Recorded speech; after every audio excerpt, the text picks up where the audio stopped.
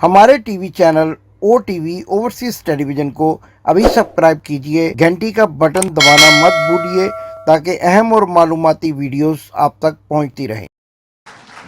बिस्मिल्लाहिर्रहमानिर्रहीम इय्याक नअबुदु व इय्याक नस्तईन। सर जो आपने अभी बात की कि खुर्रम दस्तगीर से जो उसके मुंह से सच निकलाया, पहले मैं ज़रा उसके ऊपर तबसरा कर दूं। एक तो खैर मैं बड़ी देर से, बल्कि आज से 11 साल पहले मुझे याद है मैं किसी को इंटरव्यू दे रहा था तो मैंने तब ये कहा था कि ये दोनों इकट्ठे हो जाएंगे, जब भी मुझे इक़्तिदार मिलेगा ये इकट्ठे हो जाएंगे, इसलिए कि इनके इंटरेस्ट एक ही है और इनका एक ही इंटरेस्ट है कि कैसे चोरी करना है और कैसे उस चोरी को बचाना है, बाकी सब कुछ सेकेंडरी है। तो वो तो उसने कह ही दिया अपने मुंह से कि ये जो केसेस हैं 100 जजेस आ जाने थे और केसेस थे। अदलिया आज़ाद है पाकिस्तान में, तो अगर जजेस भी आ जाने थे, यहाँ तो आज़ाद अदलिया है, तो किस चीज़ का आपको डर है? मैं अदलिया के अंदर खड़ा हुआ 10 महीने, इन्होंने मुझे फ्लैट्स के ऊपर, लंदन के फ्लैट के ऊपर इन्होंने मुझे एक एक चीज़ ग्रिल की। मैं तो कोई मुल्क से बाहर नहीं गया, इसी अदलिया ने मुझे इंसाफ दिया। नून लीग की गवर्नमेंट थी, तो ये किस चीज़ से डर रहे हैं? तो इसलिए इनकी सिर्फ और सिर्फ एक कोशिश होती है कि पहले चोरी करो, फिर सारी कोशिश करो उस चोरी को बचाने के लिए, और जब तक इनको खौफ हो कि एनआरओ नहीं है तो मुल्क से बाहर चले जाओ, और फिर जैसे ही एनआरओ मिले वापस आ जाओ, फिर से चोरी शुरू करो। तो वो तो खैर खुर्रम दस्तगीर ने बात कर दी। लेकिन जो दूसरी बात उसने की कि जी आर्मी चीफ इमरान खान अपना रखवाना चाहता था, वो ये कह गया ना, और आर्मी चीफ रखवा के तो उसने कहा फिर तो हमारा ये 15 साल तक रह जाएगा और ये हटाया ही नहीं जा सकेगा, क्योंकि फिर एहतसाब भी हो जाएगा हमारा। इसके अंदर भी बड़ी हमें गौर करना चाहिए कि क्या इसका मतलब ये है कि कोई और आर्मी चीफ आएगा तो इनका एहतसाब रुक जाएगा? इसका ये भी मतलब है कि क्या अपना आर्मी चीफ चाहिए ताकि वो इनकी मदद करे? यानी वो जो बात कह गया है, इसके अंदर ज़रा हमें गौर करना चाहिए। पहली चीज़ तो उसने कहा कि इमरान खान अपना आर्मी चीफ रखवाएगा। मैं आज आप सबके सामने एक चीज़ वाज़ेह करना चाहता हूँ, मैंने किसी सूरत, किसी वक्त, अल्लाह के सामने मैं हाजिर होकर ये बात करता हूँ, मैंने कभी नहीं सोचा था कि नवंबर में किसको आर्मी चीफ बनाना है। वो सिंपली ये है कि ये इशू था ही नहीं। मेरे जहन में तो ये था कि जब टाइम आएगा, मेरिट के ऊपर जो सबसे बेहतर होगा उसको मैं बना दूंगा। सारी ज़िंदगी जो मुझे जानता है, क्रिकेट में जब से 10 साल क्रिकेट कैप्टन रहा हूँ, मैंने कभी अपनी ज़िंदगी में मेरिट को वायलेट नहीं किया। मैंने 10 साल क्रिकेट कैप्टन है, मुझे कोई आज कह दे कि इसने कोई अपना रिश्तेदार कोई दोस्ती में कुछ खिलाया हो, मैं शौकत खानम के अंदर मैं आज चैलेंज करता हूं कि एक आदमी बताए कि शौकत खानम में मेरिट के अलावा किसी को हायर किया, मैंने किसी की सिफारिश की हो। शौकत तरीन मेरे साथ बोर्ड ऑफ गवर्नर्स में पता नहीं कितने 10 साल थे, एक आदमी बताएं कि हमने मेरिट वायलेट की हो। इसलिए अल्लाह का शुक्र है कामयाब हॉस्पिटल है, इसलिए वो चल रहा है, इसलिए दुनिया की, पाकिस्तान की सबसे लीडिंग इंस्टीट्यूशन है, इंटरनेशनली रिकग्नाइज्ड है, क्योंकि वो मेरिटोक्रेसी है। उसमें नवल यूनिवर्सिटी में एक आदमी बताया मैंने किसी को हायर किया कि गलत, आउट ऑफ मेरिट। मैंने अपनी, जब गवर्नमेंट में हो, कोई मुझे बताया कि मैंने अपने रिश्तेदार दोस्तों को हायर किया हो, अपनी उनको पोजीशंस दी हो। ये मैं इसलिए मेरिट की बात करता हूं, मुझे खौफ खुदा है। जब आप मेरिट वायलेट करते हैं, आप किसी का हक मारते हैं, अल्लाह की बरकत चली जाती है। ये मेरा ईमान है, और इसलिए मैंने कभी नहीं सोचा था कि मैं कोई अपना आर्मी चीफ लेके आऊंगा। ये क्यों नवाज शरीफ को प्रॉब्लम था आर्मी चीफ का? क्योंकि नवाज शरीफ के चोरी का पैसा उसका इतना ज्यादा था कि वो चाहता था फौज को कंट्रोल करना। उसने बाकी सारे इदारे तो कंट्रोल कर चुका था, सारे इदारे जो अब आप तमाशा देख रहे हैं, इदारों का तो कत्लेआम हो रहा है आज। FIA तबाह, नैब तबाह, जो भी इदारे हैं आज आप देख लें कि ये सिर्फ कंट्रोल कर सबके ऊपर अपने लोग बिठा दिए। तो मैंने तो ये कभी नहीं सोचा था कि मुझे ज़रूरत है अपनी आर्मी चीफ की। नवाज शरीफ ने हमेशा अपनी पसंद का मेरिट को वायलेट करके अपना आर्मी चीफ लेके आया, क्योंकि उसको ज़रूरत है। इतना ज़्यादा 30 साल से اتنی محنت سے اتنا زیادہ پیسہ چوری کیا ہوا ہے, اب وہ پیسہ پڑا ہے, ساری اس کی کانسنٹریشن ہے وہ پیسہ بچنا کیسے ہے. یہ آپ ان ساروں کو, کیونکہ میں تو 26 سال پہلے ان کے خلاف جہاد شروع کی تھی. یاد رکھیں, لوگ میرا مذاق اڑاتے تھے کہ جس کو سیاست نہیں جانتا, وہ یہ کہتے تھے کہ آپ نے اگر نواز شریف کے خلاف کھڑے ہیں تو زرداری سے تو دوستی کر لیں. میں 26 سال پہلے کہتا تھا یہ دونوں چور ہیں. ہمیشہ میں نے کہا کبھی اس چیز کے اوپر کمپرومائز نہیں کیا. میرا ہمیشہ تھا کہ ان دونوں کے انٹرسٹ ایک ہیں, جیسے ہی ان کا پیسہ تھریٹن ہوگا یہ اکٹھے ہو جائیں گے. یہ جب ایک دوسرے کو کہتے ہیں نا کہ تم چور ہو, جو کہتے تھے, 2 دفعہ ان کی گورنمنٹ کرپشن پہ گئی 90 کی دہائی میں, تو ہمیشہ یہ ایک دوسرے کے اوپر سچ بولتے تھے کہ فلانا چور ہے, لیکن یہ صرف الیکشن میں جیتنے کے لیے کہتے تھے. ان کا چوری کا کوئی ایشو نہیں تھا کیونکہ دونوں چوری کر رہے تھے.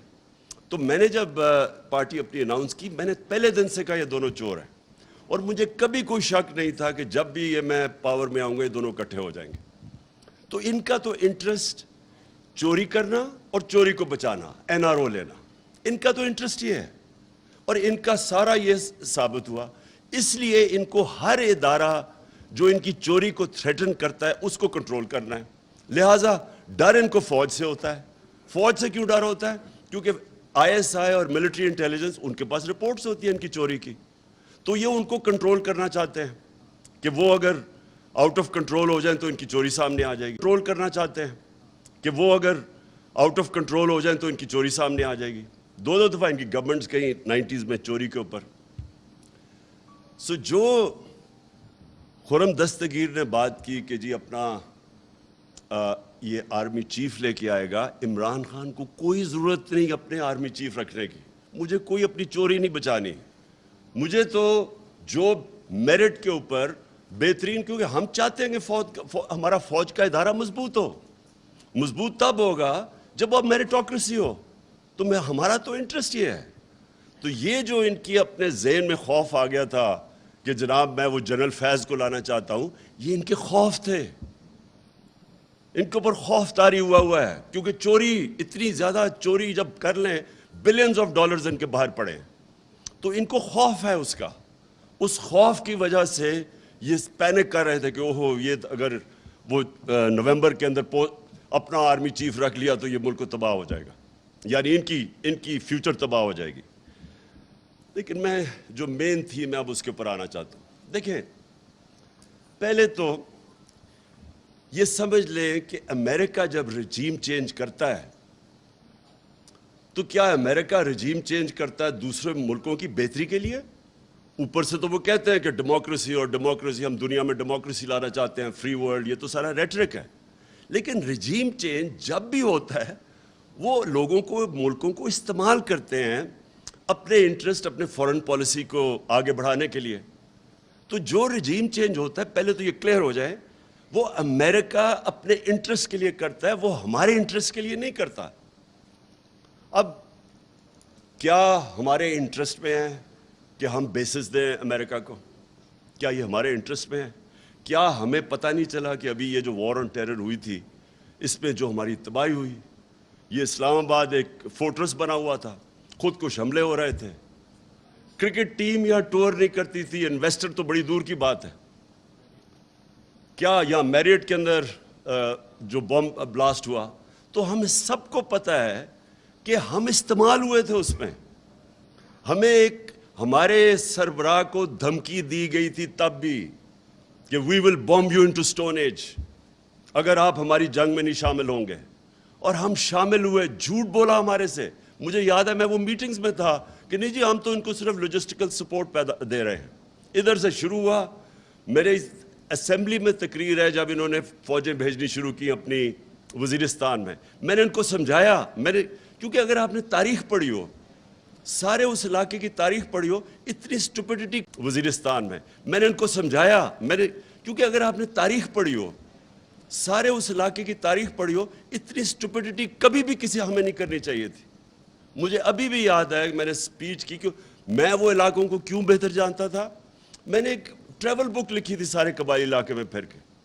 اس ट्रैवल बुक में जब आपने तारीख पढ़ी हो तो आपको पता होना चाहिए, आपको या पता या नहीं, कि जो सबसे ज्यादा अंग्रेज फौजी मरा था वो वजीरिस्तान में मरा था, ये कबायली इलाके में मरा था। 80 साल के अंदर सबसे ज्यादा उनकी कैजुअल्टीज उधर हुई थी, और 1947 तक वो उनकी कैजुअल्टीज होती रही थी। बाकी हिंदुस्तान में अमन था 1857 के बाद, लेकिन कबायली इलाके में कॉन्स्टेंटली कहीं ना कहीं लड़ाई हो रही थी। 1935 में आधी ब्रिटिश इंडियन आर्मी इसके बाहर थी, वजीरिस्तान के बाहर। हमें जिस तरह पूरा अमन था, हमारा एक फौजी नहीं था, एक चौकी नहीं थी पुलिस की, वहाँ टोटल जिधर हमें ना हमारा कोई खर्चा था ना कुछ था, वो हमारी फौज थी। हमने इतना बड़ा जुल्म किया वहाँ फौज भिजवा के, और मुझे अभी भी याद है 2003-4 में जब फौज भिजवाई अमेरिका के प्रेशर के ऊपर। फिर मैं जरा अब आपको एक इंसिडेंट बताऊं। लोगों को तो पता नहीं था क्या हुआ वहाँ, लोगों को तो वही जो पैसा चला था अभी रजीम चेंज के ऊपर हमारे पे चला, जो मुसद्दक के ऊपर चलाया गया। जब उसको पहले तो बदनाम करते हैं ना किसी को, जब रजीम चेंज करना हो पहले मीडिया पे पैसा चलता है, तब भी मीडिया पे पैसा चल रहा था। मुझे तालिबान खान कह रहे थे कि ये जी प्रो टेररिस्ट है, ये उसके खिलाफ है, ये दहशतगर्दों के साथ है। मुझे तब याद है कि इतनी बड़ी कैंपेन चली कि जी जो भी कहे कि ये जी इस जंग में ना शिरकत करो, ये हमारी जंग नहीं है, जो भी कहे उसके पीछे पूरा मीडिया टैग आ जाए। और लोगों को पता ही नहीं था कबायली इलाके का, मैं तो जानता था। तो मुझे याद है मैं मिला जनरल औरकज़ई को। ये बड़ा इंपॉर्टेंट है आपके लिए समझना कि इस मुल्क से हुआ क्या था। जनरल औरकज़ई उस वक्त कमांडर थे सारी जो हमारी आर्मी थी कबायली इलाके में। तो वो कहते कि हमने एक अकॉर्ड साइन किया 2006 में के करीब, एक वजीरिस्तान अकॉर्ड किया। तो कहता है अमेरिकन का एक बड़ा हाई लेवल डेलीगेशन आया हमारे साथ पूछने, हमें हमारे से बातचीत करने के लिए। रेगुलर मुलाकात होती थी, हम उनके एलाए थे। वो और बात है कि हम उनके एलाए थे, वो हमारे ऊपर ही बमबारी कर रहे थे। तो वो जब बात कर रहे तो ये एक्सप्लेन कर रहे थे उनको कि हमने क्यों इनसे ये पीस अकॉर्ड किया है। इन्होंने बताया कि हमारी कैजुअल्टीज बहुत ज़्यादा हो रही थी, हम पाकिस्तान की फ़ौज की कैजुअल्टीज हो रही थी। तो वो एक कहता, उनका जो एक सीनियर आदमी वो चुप करके सुनता रहा। जब हमने उसको एक्सप्लेन कर दिया कि जी हमारे ये मसले थे इसलिए हमने वजीरिस्तान अकॉर्ड साइन किया है, तो वो कहता, वो सीनियर जो उनका ऑफिशियल था वो कहता, ये ज़रा सुने, we are paying you to fight not to have peace accords. हुक्म दिया और उन्होंने अकॉर्ड तोड़वाया, ड्रोन अटैक करके तोड़वाया अकॉर्ड। तो हम मर रहे थे यहाँ, हम यानी कोई पाकिस्तानी उधर भी मर रहा है इधर भी मर रहा है, हमारे ऊपर ड्रोन अटैक्स हो रहे थे। मुझे आज बताएं कि एक जगह कभी किसी ने अप्रिशिएट किया है कि जिस मुल्क ने उनके साथ वॉर ऑन टेरर के अंदर सबसे ज़्यादा कुर्बानियाँ दी, एक जगह अप्रिसिएशन हुई है? वो इसलिए नहीं हुई कि हमने अपने आप को इस्तेमाल होने दिया। तो मैं जब ये कह रहा था कि ये बेसिस के ऊपर एब्सोल्युटली नॉट, वो इसलिए कि मेरे मुल्क का इंटरेस्ट है। हम क्यों किसी की जंग में शामिल हों? हम अगर अफगानिस्तान के अंदर अब तालिबान की गवर्नमेंट है, हमें क्या ज़रूरत है कि उनको यहाँ से कोई उधर अटैक जाए या वो कुछ करे, और हमें क्या ज़रूरत पड़ी हुई है कि हम वैसी कॉम्बैटेंट बन जाएं? आप जितने मर्जी कहें कि नहीं जी हम सफाइयाँ पेश करें, लेकिन जैसे ही आपकी ज़मीन इस्तेमाल होगी आप ऑटोमेटिकली उनके साथ उनके शामिल हो जाएंगे उनकी जंग में। इसलिए ये हमारा इंटरेस्ट है। देखिए, मैं कभी अपने आप को एंटी अमेरिकन नहीं समझता। हमारी बड़ी ज़बरदस्त पाकिस्तानी अमेरिकन कम्युनिटी है, जो सबसे अमीर पाकिस्तानी डायस्पोरा है। हमें तो कभी उनसे ताल्लुकात ख़राब नहीं करने चाहिए। हमारे जो अमेरिका सुपर पावर, एक्सपोर्ट्स हमारी सबसे ज़्यादा अमेरिका है, हमें किसी सूरत ताल्लुकात नहीं ख़राब करने चाहिए। लेकिन क्या हमें अपने आप को इस तरह टिश्यू पेपर की तरह इस्तेमाल होना चाहिए? अब उनका एजेंडा क्या है? उनका एजेंडा बड़ा सीधा है, इसराइल को रिकग्नाइज करो, हिंदुस्तान को एक्सेप्ट करो कि यहाँ लोकल थानेदार है हमारा, उनको अपनी कश्मीर को भूल जाओ, क्योंकि वो चाहते हैं कि हिंदुस्तान तकड़ा हो और ताकि वो चाइना को फेस करे। तो हमें वो चाहते हैं कि हम बड़े आराम से जो हिंदुस्तान का है उसको सलूट करो। अब क्वेश्चन ये है कि क्या ये पाकिस्तान का इंटरेस्ट है? जिस वक्त आप इसराइल को रिकग्नाइज करते हैं, आप याद रखें कि आपका जो जितना कश्मीर का मौक़िफ़ है उसी दिन ज़ीरो हो जाता है। जब आप उसको रिकग्नाइज अगर आप एक्सेप्ट कर जाते हैं कि पैलेस्टीनियन जब रिकग्नाइज करते हैं तो आप एक्सेप्ट कर जाते हैं कि पैलेस्टीनियन का कोई राइट नहीं रहा, तो उसका मतलब कश्मीरियों का भी कोई राइट नहीं रहा। तो आप वो कश्मीरियों की जो 1 लाख से ऊपर उन्होंने कुर्बानियाँ दी हैं पिछले 30 साल से, उस सारों के ऊपर उनकी कब्र खोद देते हैं। जो कश्मीरी आज देख रहे हैं कि वाहिद पाकिस्तान खड़ा है उनके साथ जो बोलता है, जिस वक्त उनको ये पता चला कि पाकिस्तान ने रिकग्नाइज कर दिया और इंडिया से ताल्लुकात ठीक कर दिए, कश्मीर इशू ख़त्म हो गया।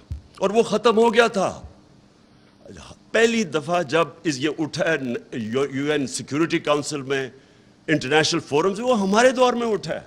उससे पहले तो यहाँ कोई नाम ही नहीं लेता था। नवाज शरीफ जब हिंदुस्तान गया, इसने तो हुर्रियत कॉन्फ्रेंस के मेंबर्स को ही नहीं मिला ये कि नरेंद्र मोदी नाराज़ हो जाए। हम इंडिया के ख़िलाफ़, हम चाहते हैं कि इंडिया से अच्छे ताल्लुकात हो, कोशिश भी की, लेकिन आप किधर लाइन ड्रॉ करेंगे कि किधर एक मुल्क का नज़रिया आएगा, किधर आपका मौक़िफ़ आएगा कि जिसके ऊपर आप एक पाकिस्तान बड़े ख्वाब का नाम था। तो जब आपके कुछ असूल ही ख़त्म हो गए कि अच्छा ये जो हुसैन हक्कानी और ये नजम सेठी टाइप्स हैं, ये क्या चाहते हैं? ये चाहते हैं आराम से गुलामी करो, अमेरिका की जो वो कहता है मानो, तो वो थोड़े से डॉलर्स भेज देंगे। मेरा अगला क्वेश्चन ये कि क्या इससे पाकिस्तान पैर पे खड़ा हो जाएगा? क्या थोड़े और डॉलर मिल जाएंगे? क्या ये मुल्क सर्वाइव कर जाएगा? क्या ये मुल्क अपनी सारे प्रिंसिपल स्टैंड्स ख़त्म करके, अपना नज़रिया ख़त्म करके, क्या ये कोई मुझे गारंटी कर सकता है कि मुल्क तरक्की कर जाएगा? क्या ये नहीं हम करते आए आज तक? स्वाय वो जुल्फ़िकार अली भुट्टो के चंद सालों के निकाल दें तो आज तक तो हम गुलामी करते आए हैं। जो वहाँ से हुक्म आता था हम मान जाते थे। अपने मुल्क के कानून तोड़ के, अपनी आइन की खिलाफ वर्जी करके हम उनको सर्विस करते रहे। यहाँ से वॉर ऑन टेरर में CIA, FBI यहाँ पाकिस्तानियों को उठा के ग्वांटानो में ले जाती थी, कोई पूछने वाला नहीं था किसी को, जो वो चाहते थे। रेमंड डेविस को उन्होंने दिन दिहाड़े, उसने 2 लोगों को कत्ल किया, 1 को मारा, बीवी ने उसकी खुदकुशी की। सारे पाकिस्तानियों के सामने उसको उठा के वापस कर दिया और हमें उसने कहा कि नहीं जी इसको वहाँ सज़ा होगी। कोई उसको सज़ा नहीं हुई। कोई पाकिस्तान की, कोई हमारे कानून, हमारे लोगों के राइट्स, वो जो 4 लोग मरे थे, किसी को इसकी फिक्र नहीं थी। और कितने और केसेस हैं। रमज़ी यूसुफ का केस है, इमल कांसी का केस है। अपने कानून तोड़ के हमने अमेरिकनों की खिदमत किया। क्या हमें कोई फ़ायदा हुआ? क्या पाकिस्तान अपने पैर पे खड़ा हुआ? क्या हमारी कोई इकॉनमी ऊपर गई? क्या वॉर ऑन टेरर में 80,000 लोग मरवा के क्या उन्होंने कोई अप्रिशिएट किया? कोई बहुत बड़ी एड दे दी? वो 20 अरब डॉलर टोटल एड दी उन्होंने, या 150 अरब डॉलर का मुल्क को नुकसान हो गया। हमारी वो हाल था एक वक्त पे कि ये हेडलाइंस थी मेरे ख्याल में न्यूज़ वीक या टाइम्स है, the most dangerous place in the world. किसने आके इन्वेस्ट करना है मोस्ट डेंजरस प्लेस में? सारी दुनिया में हमारा नाम लगेगा सबसे बड़े दुनिया के दहशतगर्द पाकिस्तान में। तो हमें बजाय फ़ायदा होने के नुकसान ही नुकसान होता रहा। तो इसलिए अगर हम ये कह रहे हैं कि हम अब आपकी जंग में शामिल नहीं होंगे, हम अमन में आपके साथ होंगे, तो ये एंटी अमेरिकनिज्म नहीं है, ये अपने लोगों के इंटरेस्ट प्रोटेक्ट करने के लिए। हम जब कहते हैं हम इजराइल को तब तक रिकग्नाइज नहीं करेंगे जब तक वो फ़लस्तीनियों को उनका जो हक है वो नहीं देते। ये कायदे आज़म का वादा था। ये कायदे आज़म ने तब 1948 में ये कहा था कि हम कश्मीरियों के साथ खड़े होंगे। हम जब हिंदुस्तान को अगर हम एक्सेप्ट कर जाते हैं कि वो जो कर रहे हैं कश्मीरियों से वो ठीक है, तो आप याद रखेंगे जो बेसिक फिलॉसफी है पाकिस्तान की, ये मुल्क एक बड़ा ख्वाब था। ये जो हिंदुस्तान के मुसलमानों ने पाकिस्तान के लिए वोट दिया था, उनको पता था कि उन्होंने यहाँ नहीं आना। ये एक बड़ी अजीम ख्वाब का नाम था पाकिस्तान। हम वो सारा नजरिया दफन कर रहे हैं सिर्फ इसलिए कि जी अमेरिका नाराज ना हो। देखिए, मेरा अपना ओपिनियन ये है, कभी भी कोई कौम कभी भी जूते पॉलिश करके चेरी ब्लॉसम बन के आज तक कभी कोई आज तक कौम प्रॉस्पर नहीं की। कौमें खड़ी होती हैं गैरत के ऊपर, नजरिए के ऊपर खड़ी होती है कौम। जो कौम बनती भी है वो नजरिए पे बनती है, वो जूते पॉलिश करके कोई कौम नहीं बनती। आज ये हमें ये कह रहे हैं कि अमेरिका की हर बात मान जाओ, नहीं तो आप जो डोनाल्ड लू ने कहा है उसने यानी तकब्बुर उस आदमी का देखें, उसकी जुर्रत कैसे बढ़ गई है कहने की। मैंने तो जब वो साइफर देखा मैंने 10 दफा पढ़ा कि ये वाकई कोई इतना बेहुदा आदमी है जो ऐसी स्टेटमेंट दे सकता है। मैंने तो CNN में कहा, CNN के इंटरव्यू में मैंने कहा इसको तो सजा बैड मैनर्स पे देनी चाहिए कि इसमें मैनर्स ही नहीं है इस आदमी में।